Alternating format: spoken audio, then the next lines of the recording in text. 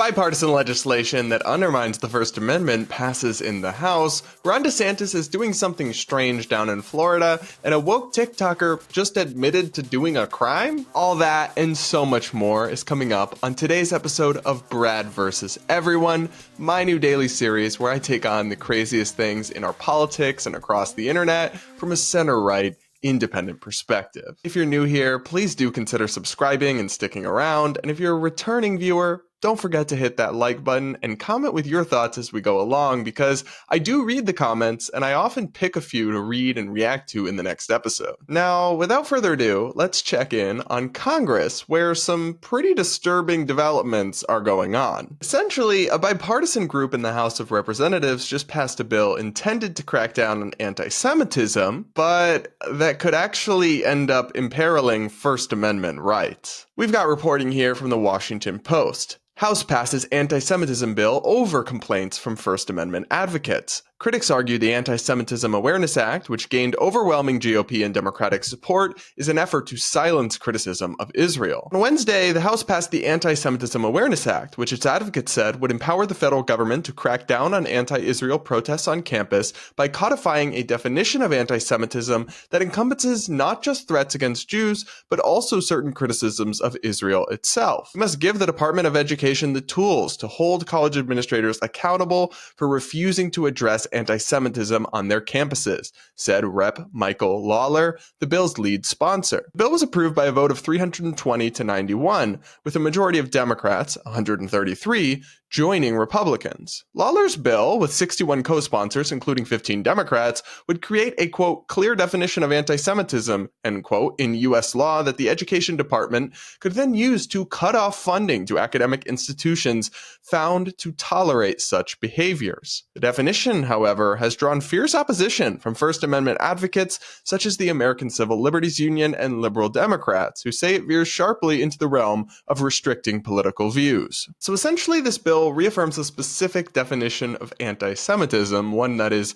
very broad, and then says that campuses and colleges can lose federal funding if they allow anti-Semitism on campus. Of course, all good-hearted people condemn anti-Semitism and any form of bigotry against any ethnicity or any demographic group. But hate speech is still free speech. And some of what's encompassed by this definition is legitimate, if controversial, political speech. So we have a situation where the government is threatening to defund universities if they don't censor First Amendment protected speech. But also, because some of these universities at question are public universities, they have to allow First Amendment protected speech. The math isn't mathing for me. Of course, if all we were talking about were threats against Jewish people or acts of incitement of violence or pervasive discrimination or that kind of thing, this wouldn't be controversial. However, the definition of anti-Semitism that's enacted through this bill, which for some reason isn't actually included in the legislation, is the definition of anti-Semitism that has been put out by the International Holocaust Remembrance Alliance. However, when you look into this definition, you'll see that it includes a lot of things as anti-Semitism that would be legally actionable in terms of funding under this legislation that, while they might be offensive, are totally protected free speech under the First Amendment. For example, making mendacious, dehumanizing, demonizing, or stereotypical allegations about Jews as such or the power of Jews as a collective. Of course, stereotyping any group of people is wrong, but it's free speech. It is protected by the First Amendment. Another thing lumped into this definition is denying the fact, scope, mechanisms, or intentionality of the genocide of the Jewish people at the hands of the Nazis. Of course, Holocaust denial is dumb and baseless, but it too is First Amendment protected speech in this country. Another thing cited as an example of anti-Semitism under this definition is accusing Jewish citizens of being more loyal to Israel or to the alleged priorities of Jews worldwide than to the interests of their own nations. Again, there is a dark history of alleging dual loyalty about Jewish people, but if somebody wants to argue that a Jewish member of Congress seems to be prioritizing the interests of Israel over the interests of Americans, they're well within their free speech rights to say that, even if people do find it offensive, and there is a troubling history of those comparisons and claims being made baselessly. So, too, this definition includes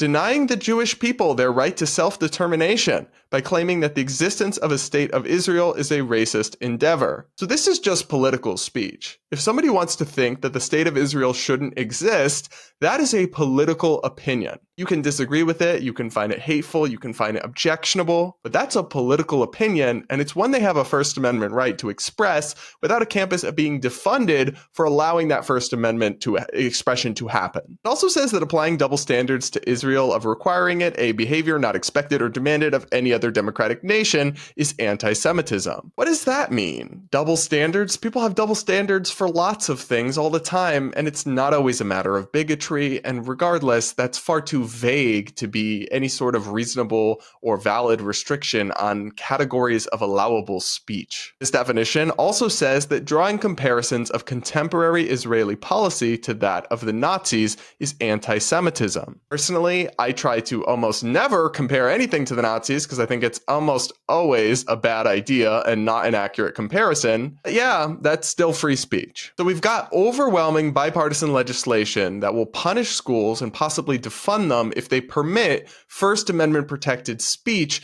to happen on their campuses. That's totally inconsistent with free speech and free expression. Hence why this legislation has repeatedly been condemned by the nonpartisan Foundation for Individual Rights and Expression, FIRE, where, disclaimer, I do a little bit of freelance work for them, but they really are the nation's gold standard when it comes to free speech watchdog groups. FIRE says the bill would adopt an unconstitutionally vague and overbroad definition of anti-Semitism, which colleges would be required to use on campus. For example, the proposed bill would pressure colleges to censor speech critical of Israel unless the speaker engages in criticism of Israel similar to that leveled against any other country. That's impossibly subjective and will only make students and faculty think twice before engaging in constitutionally protected speech. If enacted, the Anti-Semitism Awareness Act will chill core political speech about the Israel-Palestine conflict on our nation's campuses, places where difficult conversations and debates are supposed to flourish. Of course, this isn't to say that we can't do anything to stop anti-Semitism, which is a plague and evil. As FIRE points out, Congress can and should confirm that Title VI prohibits discrimination based on ethnic stereotypes, prohibit harassment based on religion, and codify the Supreme Court's speech protective definition of discriminatory harassment. It can do all of that without infringing on the free speech rights of people to criticize Israel or express controversial ideas. I really appreciated the statement that my friend Batya Ungar-Sargon put out about this. Aya is Jewish and pro-Israel, but she's also a big proponent of free speech, and she too isn't comfortable with this legislation. She wrote, "It's nice to see bipartisan support for Jews, but this congressional bill to expand the definition of anti-Semitism is bad for the US and bad for Jews. This country was literally founded on the idea that there should be no government reprisals for speech, including hate speech." Add to that the fact that the IHRA definition of anti-Semitism is awful, vague, overly broad, and reliant on examples. It's useless. Universities already have laws protecting Jewish students from discrimination. They didn't enforce them, and they are going to pay for that in court. We don't protect American Jews from hate by turning on the values this great nation was founded on. We do so by embracing a country that has always protected us,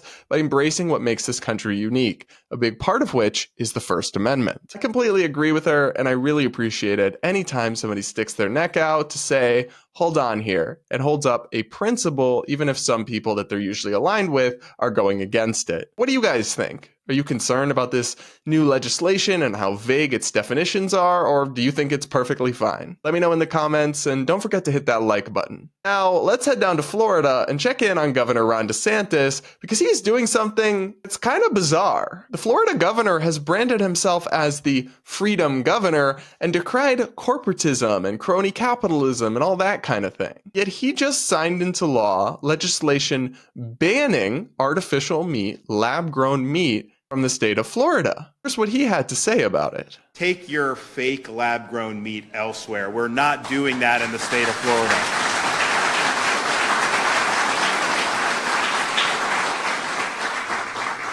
And this group, the World Economic Forum, they've not only told you that the consumption of meat is, quote, the source of greenhouse gas and climate change. Obviously, they've said that. They also want you to believe that consuming insects is a, quote, overlooked source of protein and a way to battle climate change.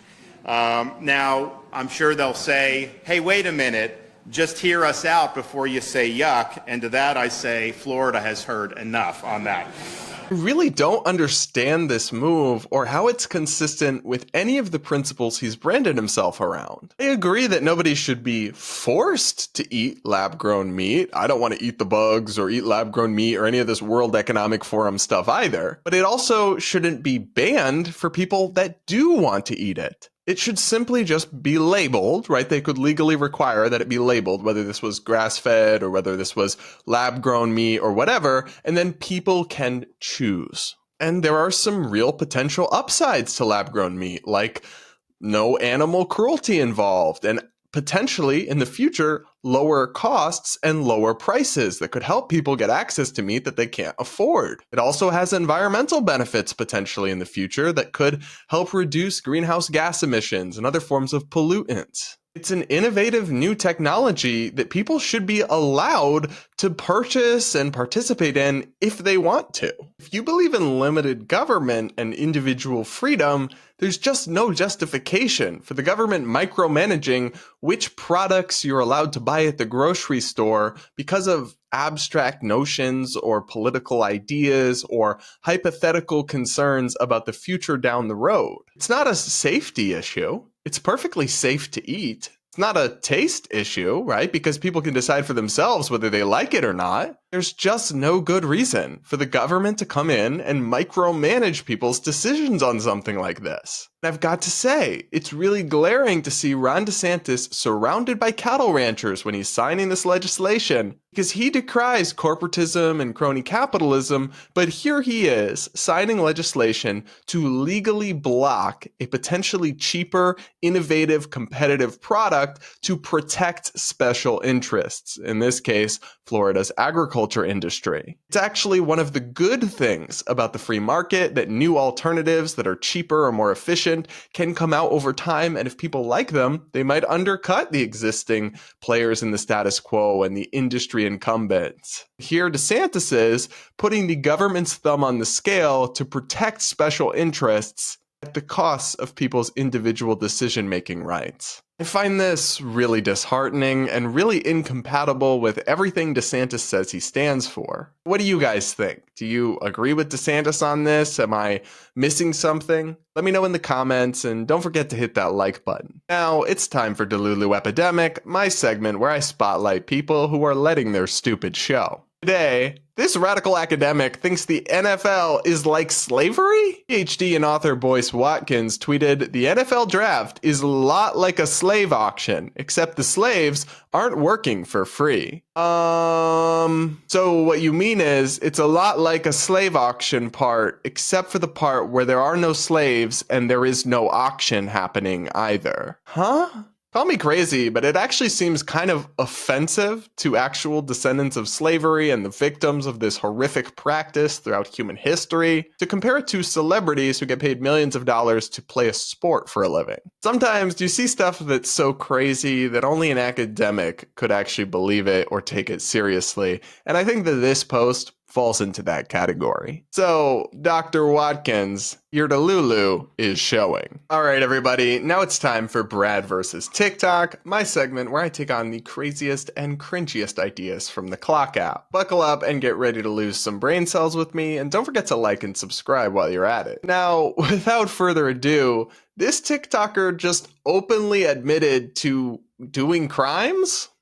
I went to Target to get some alcohol because it's Friday, but I don't have the money to pay for the alcohol. So guess what I did? I was just gonna take it. I mean, it's free, right? No, babe. It's not free. That's not what the word means. No. They put the prices on there, but I think that's just for like if you want to pay. It's not mandatory. I mean, if I did see something that I wanted to buy, like I could have, but I didn't want to. I just wanted the alcohol because I had other plans for the day.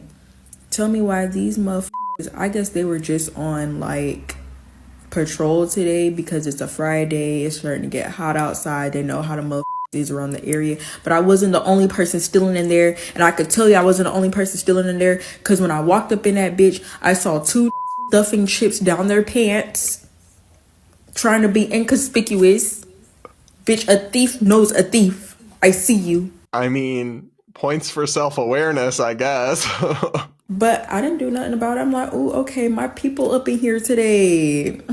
So, spoiler alert, in the longer version of the video, she explains that she did get busted by store security and that they basically just let her go back to shopping if she promised to not do it again. I have so much to say about this. I hardly even know where to start, to be honest, but it's so gross to me and so disgusting. It's also just stupid. Right? Like if the first rule of Fight Club is you don't talk about Fight Club, the first rule of doing crime should probably be, just a thought, just a suggestion, should probably be not to brag about your crimes you're doing on TikTok, on a public social media app that anybody, including the police, will then be able to see and review. And I'm sorry, but they really should. All right, somebody needs to send this to the local police and they need to go arrest her and put her in jail. This behavior and this culture of stealing being funny and cute and LOL online that you see throughout TikTok, it's just out of control and it's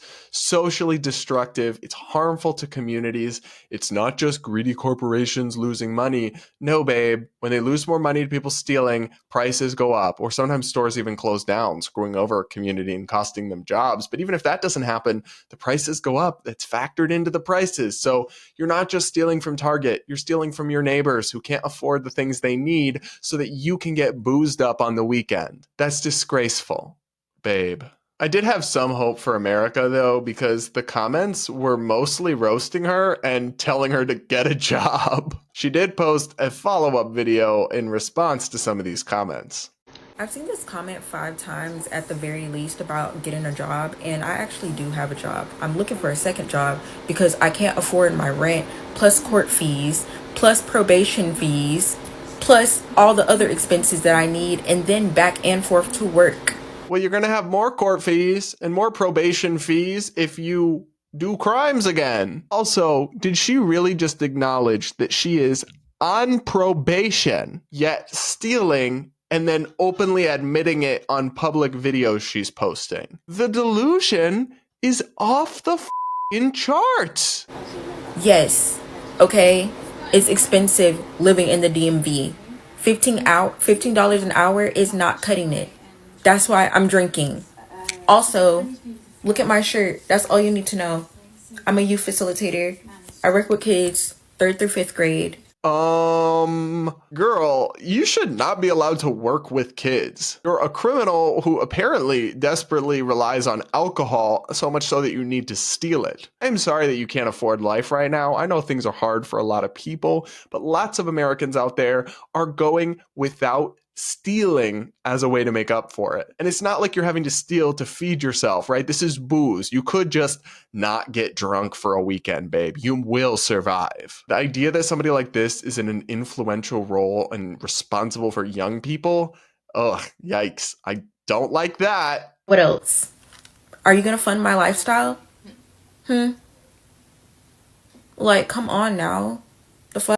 Sitting there taking one video and acting like y'all know me or something. You don't know shit. Well, we know that you're a thief and you brag about it on the internet. So it's fair to draw some conclusions about you from that, babe. Help me get a second job then. Like, what the fuck? Plus, I'm doing all of this off no support, no family. I'm the oldest of 8 kids. I have a lot of pressure on my back. I just got out of foster care 3 years ago. Okay, well, was it 3 years ago? 3 or 4 years ago? Yeah, 3 or 4 years ago. The pandemic set me back. I was homeless through the pandemic. I'm doing pretty good for myself, if I do say so myself, especially if you would consider what kind of family I came from and how bad off they are right now. I'm doing pretty well. But I have no boyfriend. I have no kids at the age of 22. I have no friends because they're all fake. And I'm just one of those people that get backstabbed a lot, so I'm better off alone. And I'm doing everything by myself. No support. It's just me. No wonder I need a drink. You're gonna have to miss me with all this pity party shit, babe. I'm not buying it. I'm 23 and I'm doing it with no support. So you're an adult. You've been an adult for 5 years and you're crying that you're expected to pay your own bills and take care of yourself without mommy or daddy, that's normal. Most people are in that situation. I'm sorry if you've had a really rough childhood. I'm sorry if the pandemic set you back. That's all valid. That's all real. A lot of people have had really tough experiences, and my heart does go out to you. But lots of people have had those kinds of experiences and not turned to crime and to sabotaging their communities. Also, I just have to say, anytime you hear somebody talk like this, oh, I have no friends because they all backstab me. I'm just the kind of person that everybody just decides to go against me. I don't know why. If it's one time, if it's 2 times, okay, maybe the problem is them. If every single one of your relationships goes wrong, the common denominator is you, babe. I think we need to crowdfund and buy girly here a mirror so she can look in it and self-reflect. But you know what? Actually, maybe we don't even need to buy it. She can just steal it from Target. What do you guys think of this interesting woman's videos? Also, do you think she should be responsible for kids? Let me know in the comments, and don't forget to hit that like button. Now, before we go, we'll round out the show by reading a couple of the comments you left on the last episode. One person wrote, "Great news about FIRE and the Intellectual Freedom Protection Act. I love FIRE. Wish I could send them more money." Yeah, look, I do a little bit of work for them, so I'm not completely unbiased or anything, but I think FIRE is the best free speech and civil liberties organization in America right now. And if you can go to their website, sign up, become a supporter, if those are things you believe in, that is the group to support. If you're only going to support one group, it should be FIRE. Another person said, "Brad, you are the level head I need. Most of the woke and conservative stuff makes my head explode. Thank you for being the go-to guy." Well, thank you. I feel like there's a lot of us out here who are somewhere in the middle and really aren't on board with the insane woke people, but also the super right-wing people aren't representative of us. And I'm trying to create a channel and a space and a home for those kinds of independent thinkers. Another person said, "Hair is on point today," literally heart emoji. Well, thank you. And guys, you will notice that my hair looks different sometimes in the different episodes. Sometimes my boyfriend is around, and when he is, I have him do my hair, and he does it well. Sometimes he's at work, and in those cases, I do it myself, and I think you can probably see the difference. Another person said, "I showed your show to my Nana, who showed it to her little grandma reading club, so Brad, just know you have a small fan club of 5 to 6 old ladies over the age of 60. I love that so much. Thank you. And guys, do remember to share the show with somebody who might like it. It's one of the biggest ways these kinds of shows can grow. All right, everybody, we will leave it there for today. Thanks so much for tuning in. Do subscribe if you haven't yet. Hit the like button and comment. Maybe I'll read it on the next show. And with that, we'll talk again tomorrow.